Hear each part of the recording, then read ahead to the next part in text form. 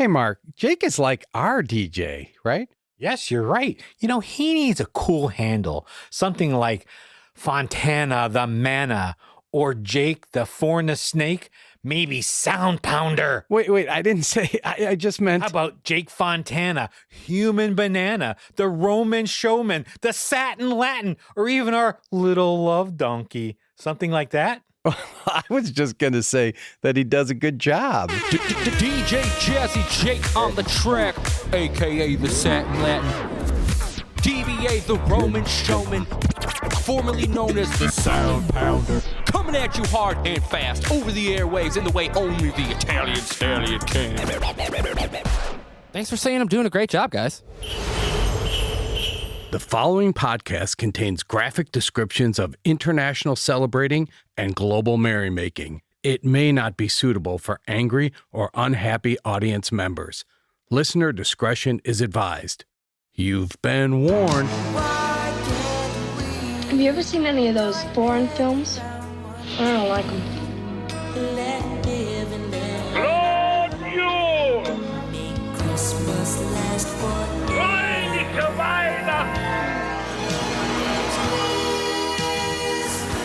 Some are born great, others achieve greatness, and some watch Christmas movies.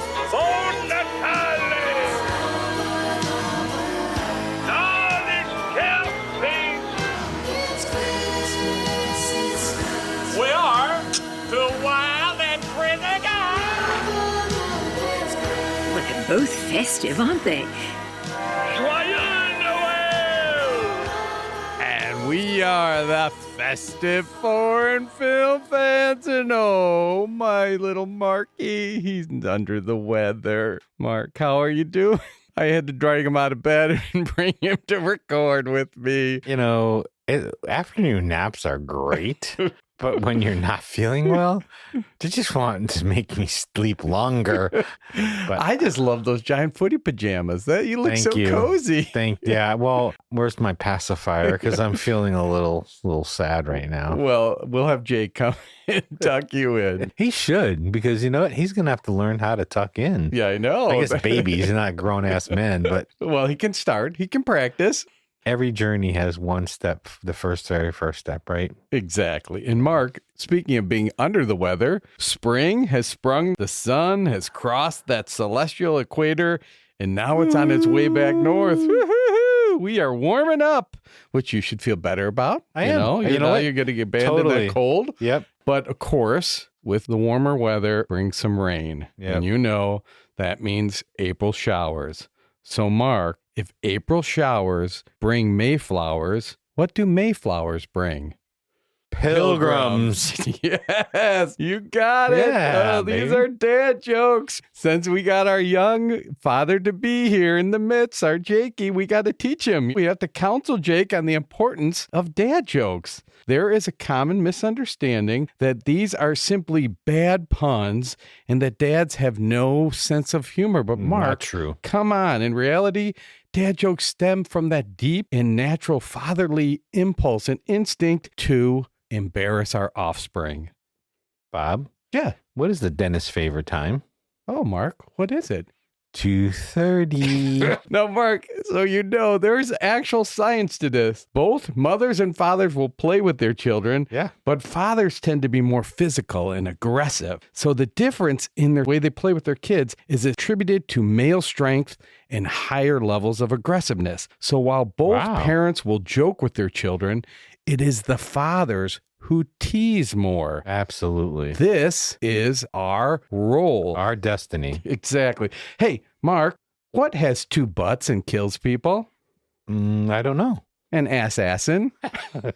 Now, as we know, They're still funny every time. Everyone. And we know that fathers are often depicted as that symbol of authority, which just adds to the humor when we act out of it. Plus, dads are not clueless. we are very much in on that joke. We know that the humor is bad, but we love when our kids get older, they find it more embarrassing than funny. Again, that is our role, to embarrass our children. You know, when they grow into that awkward pubescent time of trying to seem older and more cool, that is when we hit them with even more dad jokes that are lame and childish, and we do it in public because it's mortifying. What did the buffalo say to his son as the son left for school? Oh, I don't know what. Bye, son. Now, dad jokes can strengthen bonds with our kids when they're young. During a challenging homework assignment, or especially an emotionally tough conversation, a simple dad joke can offer a quick mental break and lighten that mood.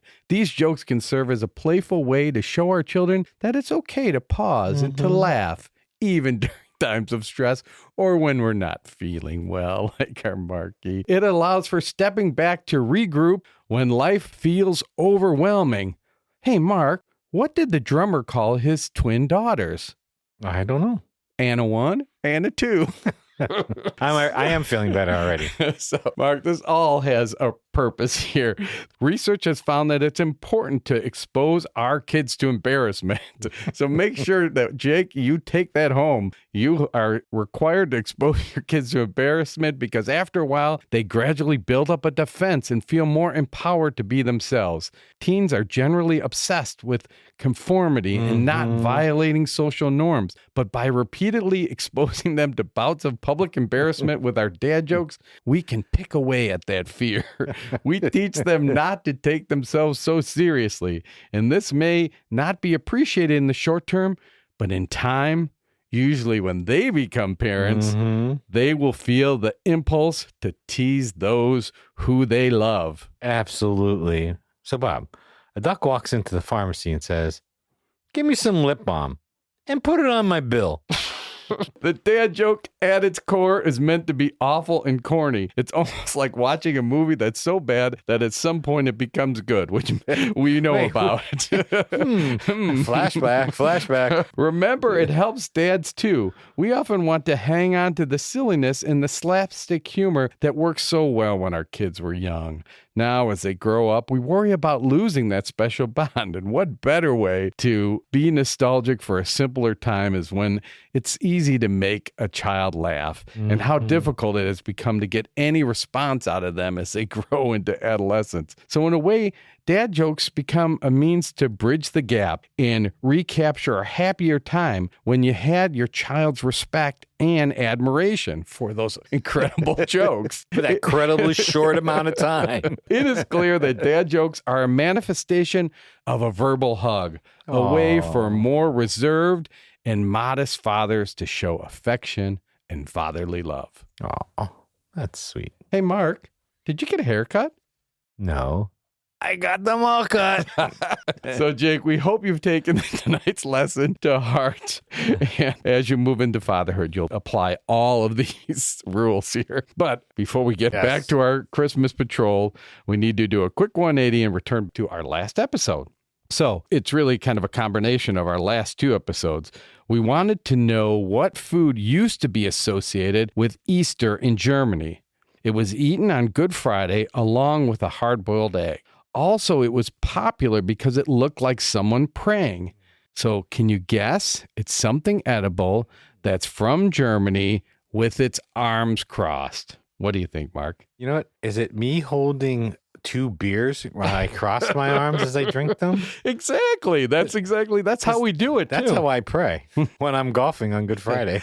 And along with those beers, you may be having a pretzel. Yes, Wow. We're talking a pretzel. A large, soft, fluffy pretzel that I will be consuming now every Easter from now on because that is what they used to have on Good Friday. That's very interesting. And it's true. When you think about the crossing over, it does sort of look like 2 hands praying together.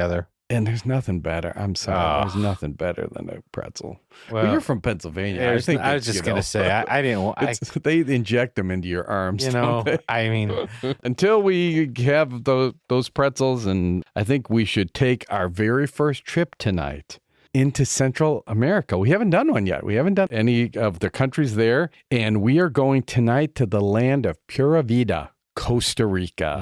What a beautiful country. I've never been there. Have you been there? I have. Have you really? I have. I went to a wedding there. Wow. And it was incredible. The country was incredible. The people, as you will hear and we discussed tonight, the people are wonderful. And everyone says Pura Vida. People say it. It really is their motto. And Nice. we'll talk a little bit about that. Want to watch a Christmas movie? Christmas movies are our bread and butter. We eat Chinese food and watch Christmas movies. I heard it's the best Christmas movie since Home Alone.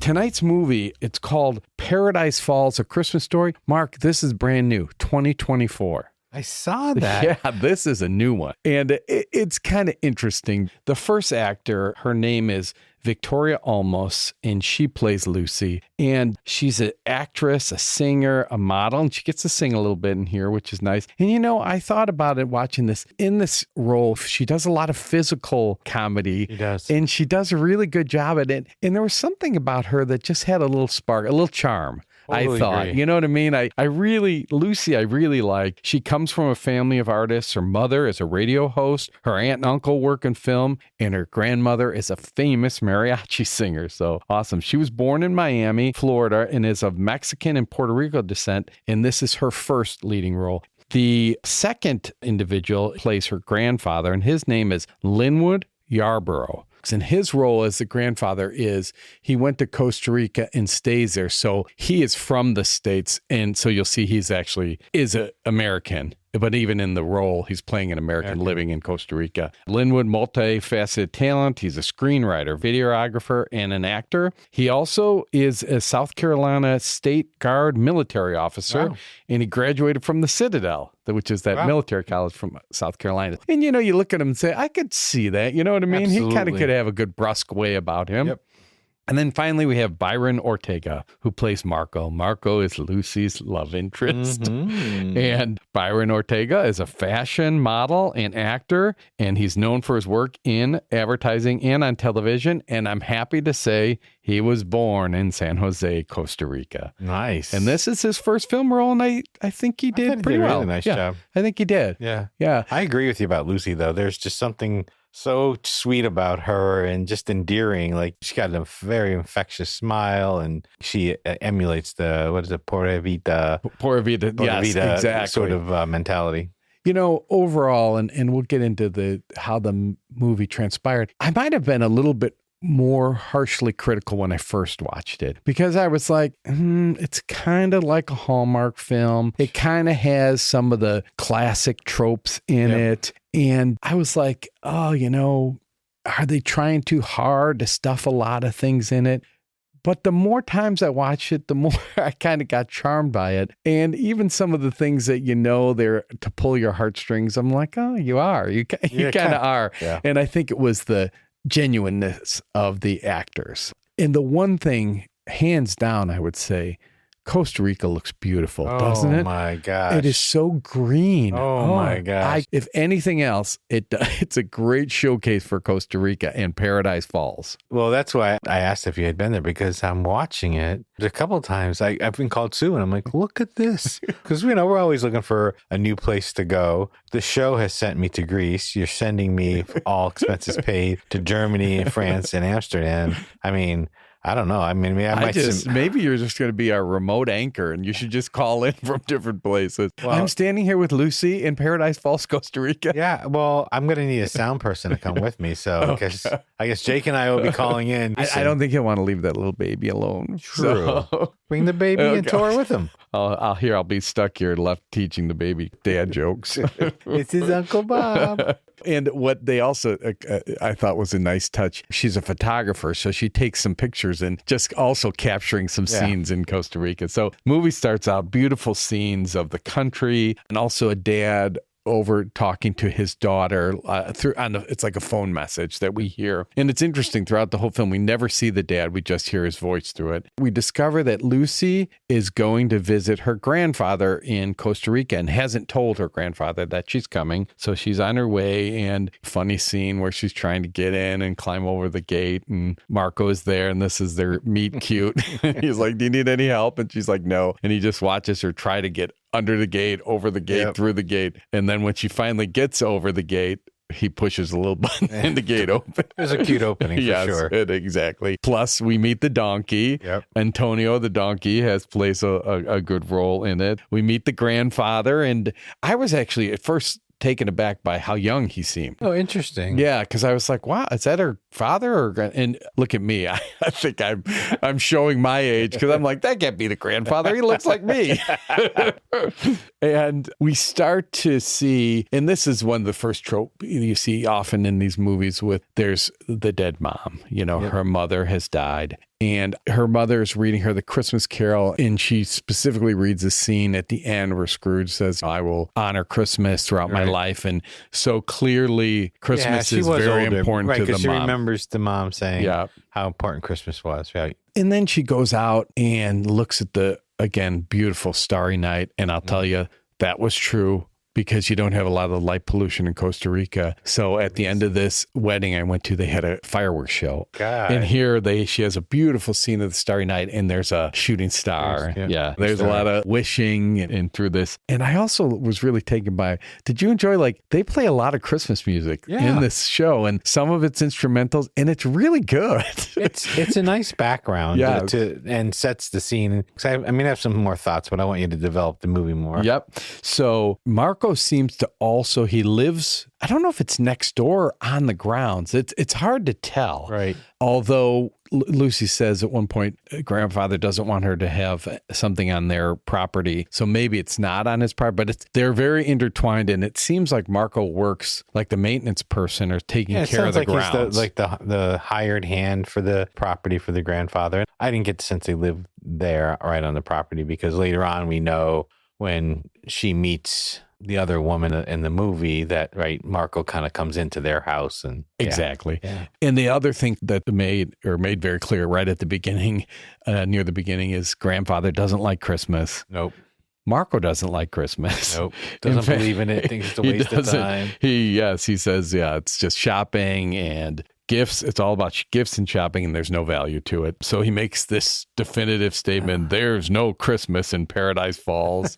And so Lucy is disappointed because she loves Christmas and because it's a connection that she has with her mother. And other than this issue with her grandfather, otherwise they get along really well, and there's a nice scene with them watching soccer together, and it's very cute. And he puts her to work also, and he's sitting in the chair drinking lemonade while she's doing all this physical labor, and he's like, you're supposed to learn how to do that. And when she's doing this physical labor, she finds all the old Christmas decorations that were hidden away, and while Grandpa goes to sleep, she puts up all the Christmas decorations, and it's amazing what she can accomplish in one night. One night. I thought the same thing.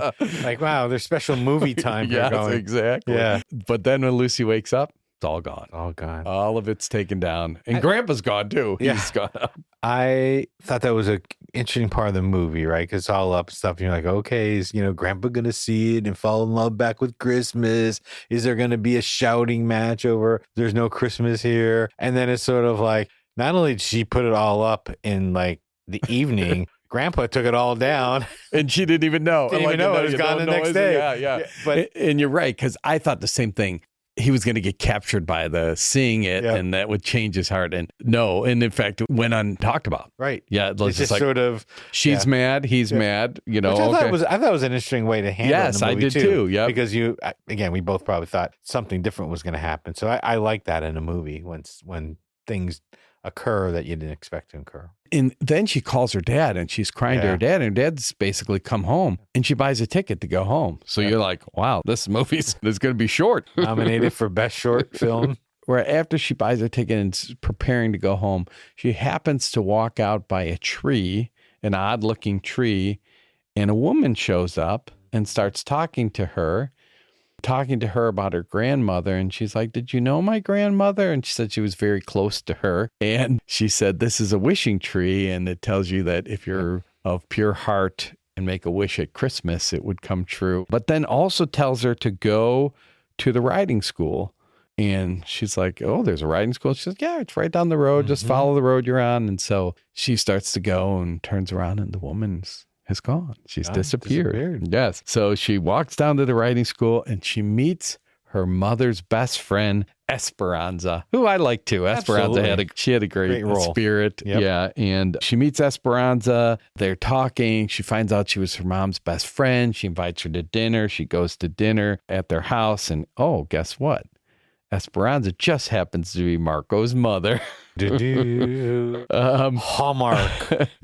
And she learns from Esperanza and her mother their last happy memory together is Christmas, just like it is with Lucy. And she wants to go find something special to share with Lucy. And she leaves our couple together in an awkward silence because Lucy's like, Marco hates Christmas. And they start talking about that fact, and he says it's useless and the whole meet cute. It's getting better, but they're on opposite sides of the Christmas issue. And then Esperanza shows up and she has her mother's journal, and her mother did a journal where she'd write down everything that they did at Christmas. So we find the Christmas journal, and we have some great scenes where Marco tells his mom that he likes Lucy, and Lucy and Esperanza are putting jingle bells on Antonio the donkey. And then Esperanza tells Lucy this great story about how Lucy's mom was bullied by this bully at school, and actually her and her father made a gift and gave it to the bully.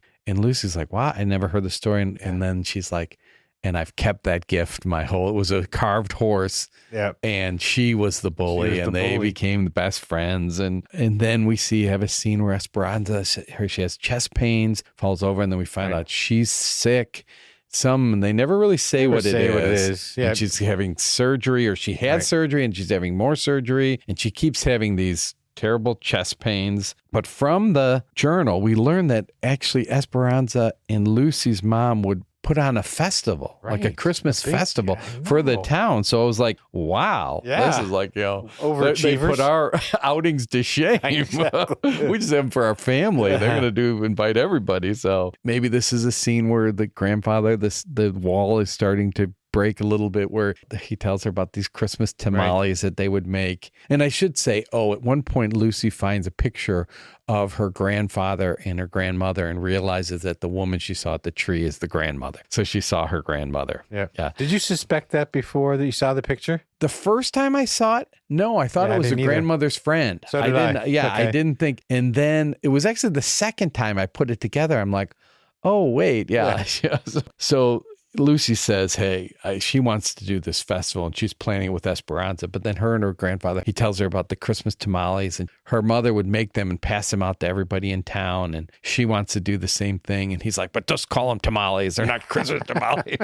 Then he finds out about the journal, and he throws a huge fit, and he threatens if she tries to do something like that, he's going to lock her in her room until she has to go home, which I laugh because it's like so not like him. He's like this big curly teddy bear. Exactly. And like, I'm going to lock you up. So you're like, whoa. And he won't tell her. She keeps saying, what happened? And he won't say it.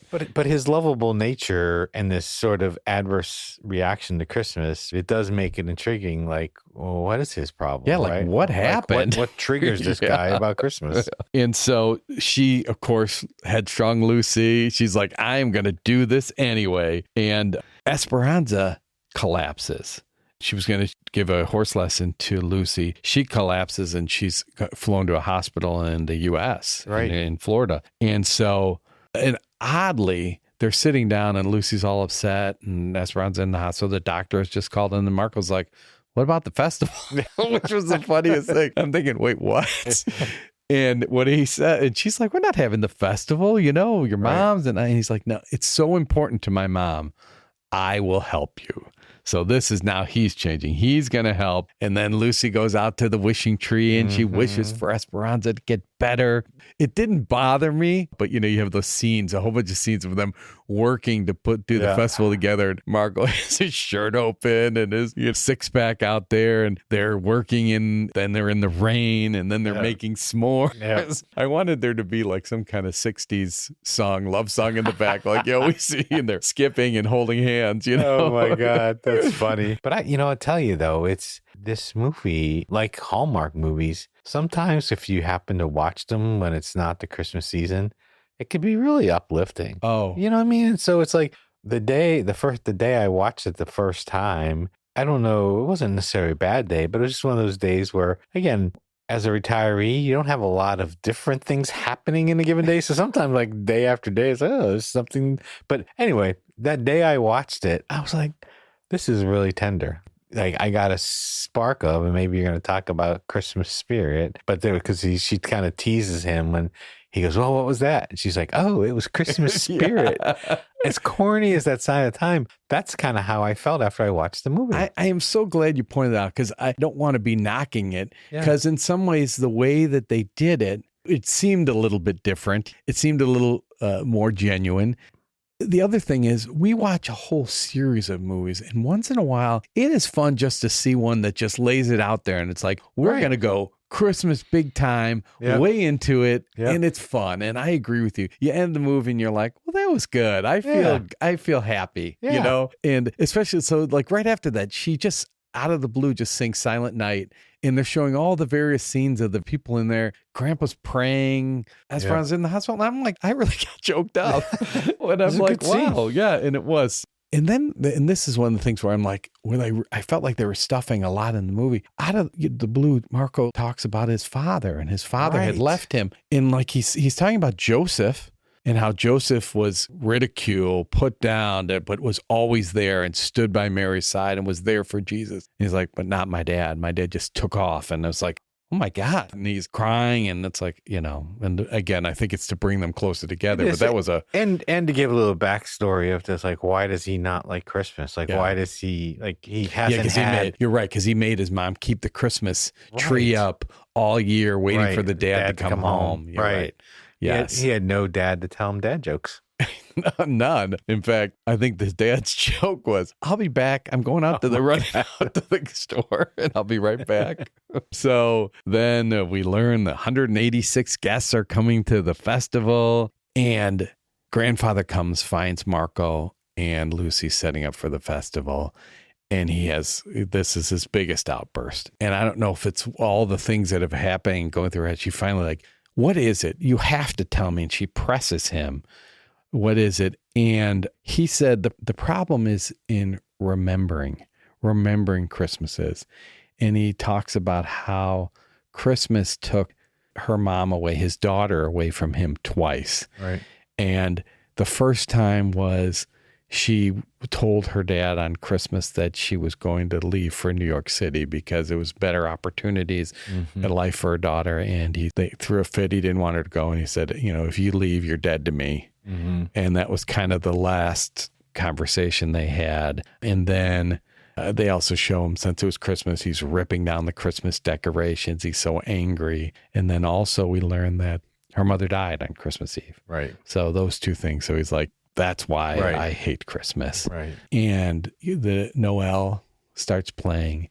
And then there's a scene where his wife and Lucy's mom appear, and they're kind of around him, and he, you know, the Christmas spirit comes back to him. Right. And he said, you know, thank you, Lucy. Now I remember the joy that Chris, and then Esperanza comes back, and he talks to Lucy's father on the phone. He hasn't done that in years. So everyone's happy. They put up the festival. They have fireworks. It's wonderful. Everyone's there. Marco's looking for Lucy. He can't find her. He finds her in like this little garden that she's done, put pictures up of her mom and the grandma and with candle lights. It's beautiful. And she's talking to her mother. And there, Marco and Lucy say, you know what?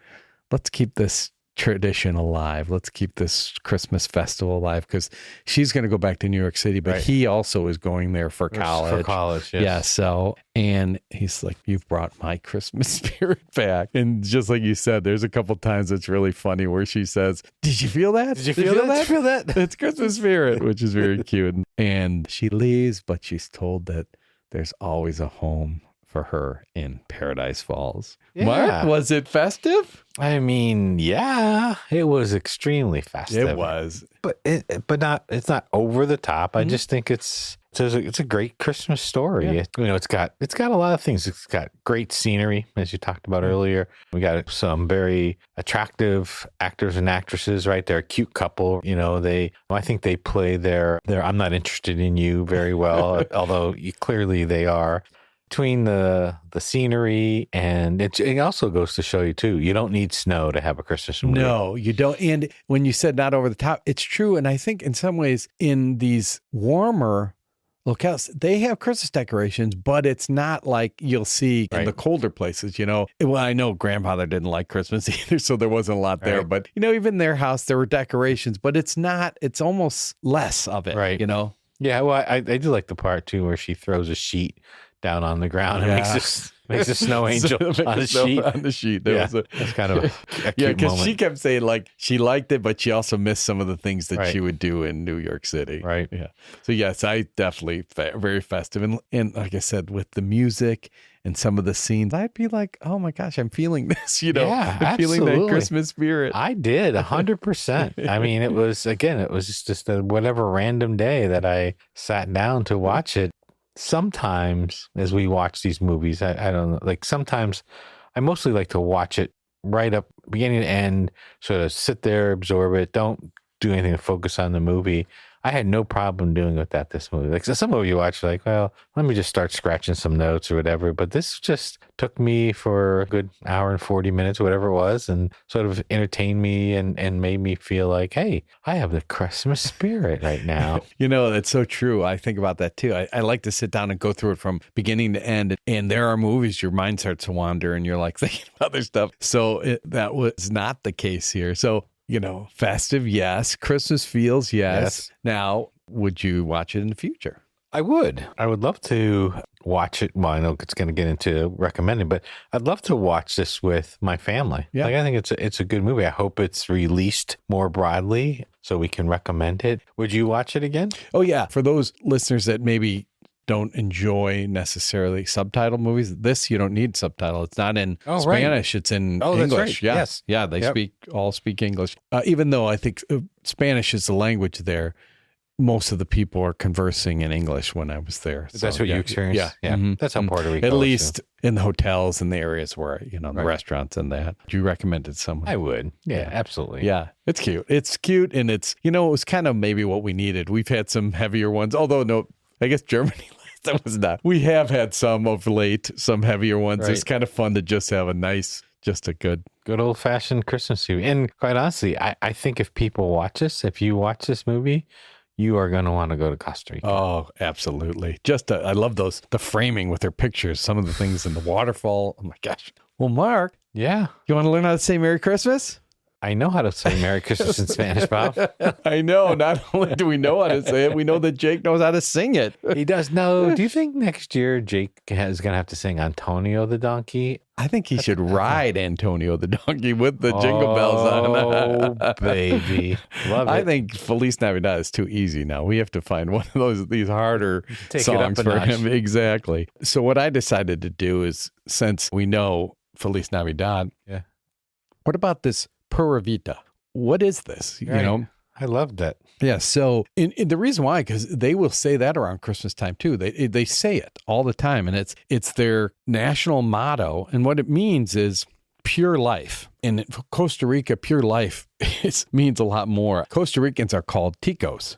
That's what they're called. Mm-hmm. And they use Pura Vida to say everything from hi to see you later and everything between it. I especially saw it when it was hi. Pura Vida. They also will say it when leaving too. So coming and going. It's the verbal expression reminding you to live a pure life in harmony with nature. That's what it is. So Pura Vida means to share a strong sense of community, a close connection to family, and simple, stress-free living with gratitude for what you have. So you would say, have a Pura Vida Christmas, and which means to celebrate the holiday by lounging in a hammock with a cool drink, a Santa hat, and 0 plans to move. And I'm going to tell you some Christmas customs Yes, I there. gotta This be will be prepared. good. Yes, exactly. So Christmas in Costa Rica, as we learned, it's tamale time. Yummy. And I don't care what the grandpa says, these are Christmas tamales. Absolutely.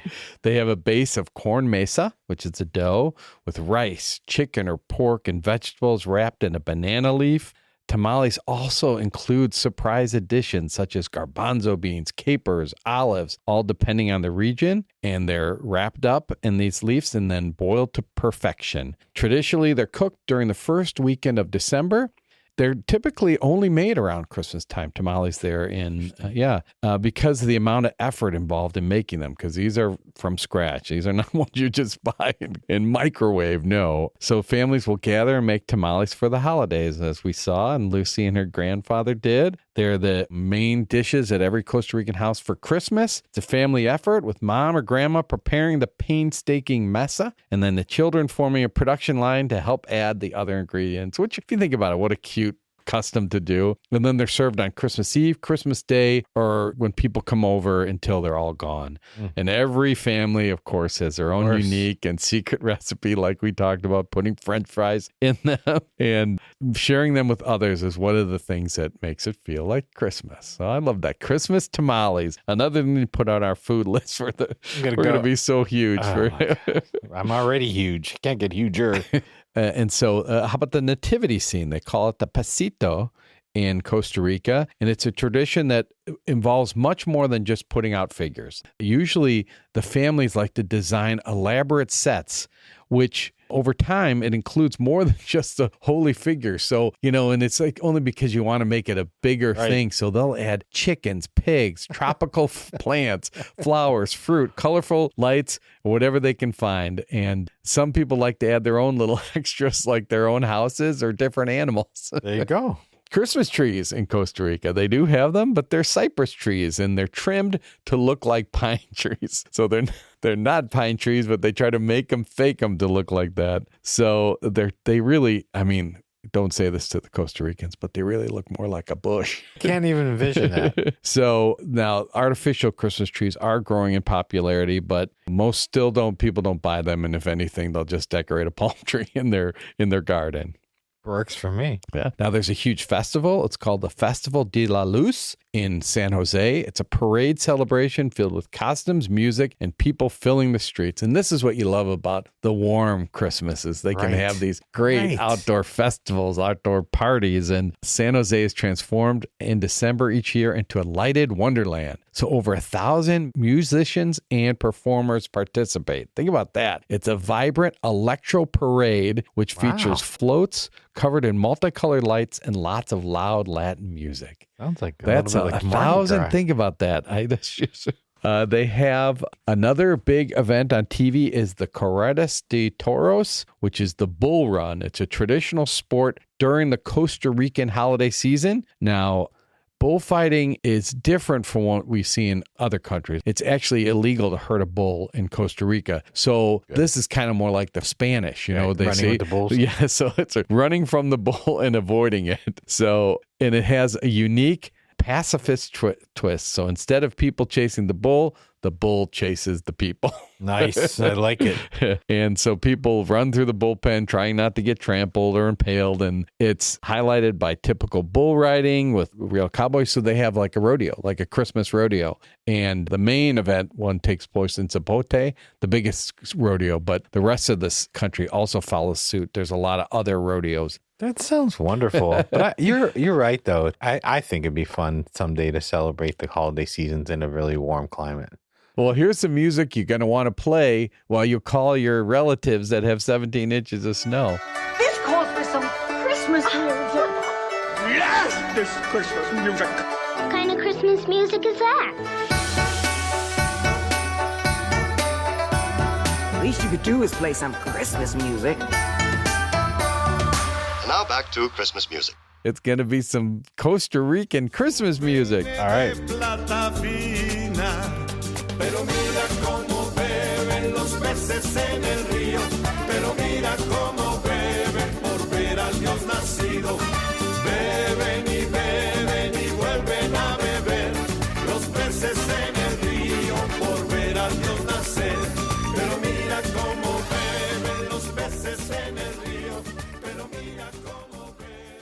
Well, Mark, that was Ricardo Padilla, who was born in Costa Rica in 1947, and he's one of the most relevant artists in the history of Costa Rican music. He's appeared as an actor, model, and in novels. At the age of 17, he was starring in operas and performing in classical recitals. And this, I think you can tell from the song. He had a television series that lasted 6 months on the air in Costa Rica, and he performed and toured with Tom Jones. Not unusual to be with anyone. See, I think you're feeling better. Aren't you feeling better? It's talking about this movie. I can tell, yes. He has had a musical career spanning more than 50 years, and after having hip surgery, Mark, he decided to dust off Christmas carols, and he put out a Christmas album with this song in 2018 at the age of 70. Wow. And can't you just hear him swiveling his hips? And yeah, I hope it did. I hear something. So it might be. That's really Ricardo cool. Padilla, yes. So, Mark, this has been fun. Costa Rica is fun, but I think it's time we learned a little bit more about this nation. It's trivia. It may only be the size of Denmark, but it does have some large festive fun facts worthy of a free sticker. Here's our trivia. Okay. The biggest detail is how Costa Rica abolished its military in 1948 and instead spends the resources on saving the environment and promoting ecotourism. Isn't that amazing? Yes. They have no military. Since 1948, they got rid of it all, and they just use the extra funds to invest in their environment. And you can see this green initiative in most of all the trivia that we tried to find. Like, we wanted to ask about how Costa Rica has the world's only sloth orphanage. So if you're looking to adopt a sloth, that is my spirit animal. Is it? It is. I love being a sloth. And also how a city there has granted status, like residency, to all pollinators. Bees, bats, hummingbirds, and butterflies. They are all residents. They're all recognized. Or Costa Rica has banned hunting for sport. That's banned.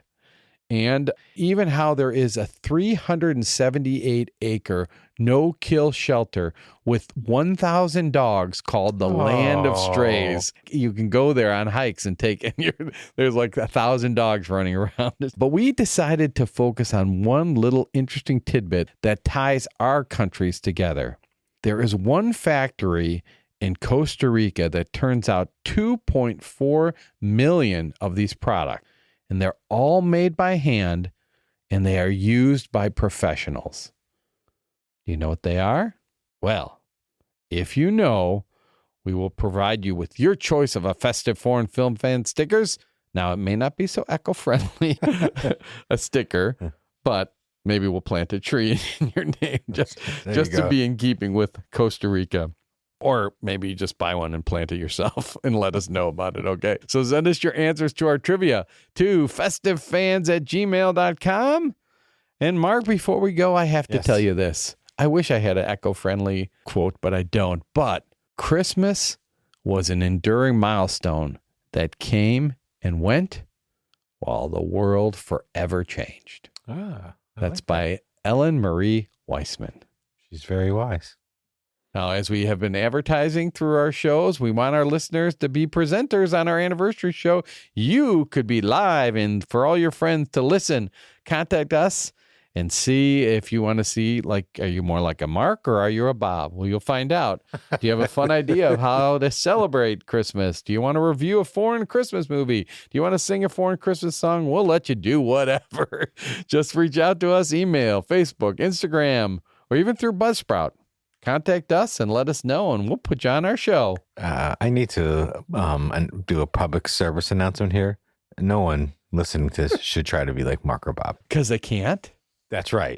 It's too high of a level. You'll never reach it.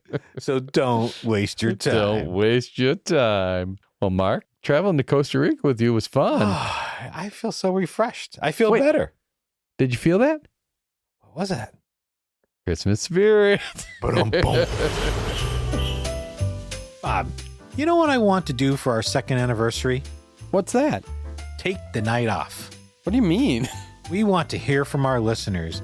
We'd love to have you on our show. Record a message or send a note and we'll read it out loud. Share a story with us. Did you ever spend Christmas in a foreign country? Is there a place you dream of visiting? What world customs do you still practice and are passing on to your kids? Or is there a favorite 4F episode that you like? Or maybe a favorite intro bit? Have you watched one of our movies or added one of our foreign Christmas songs to your holiday song rotation? We love top 5 lists. Tell us your top 5 Christmas baddies, top 5 countries we haven't covered, or your top favorite Christmas foods, because we love food on this show. Did you like our live show? Should we do more? What should we do differently? Whatever you want to comment on, you send it to festivefans@gmail.com. We'll put it on our show, and you'll be super popular with all those festive foreign film watchers. You know, the ones who speak English and listen to podcasts about Christmas. Yeah, you'll just be popular with us. Yay! Send it in now. Our anniversary show is June 6th. If we use your feedback on the show, we will announce your name on the show and send you a special sticker set that includes our sponsors. Send it to festivefans@gmail.com. Actually, we're done. Done. It's over. It's over. It's over, kaput, finito. It's over. It's over. It's over. This has been a Waysound Studio production. And sound engineering on our show is by Jake Fontana.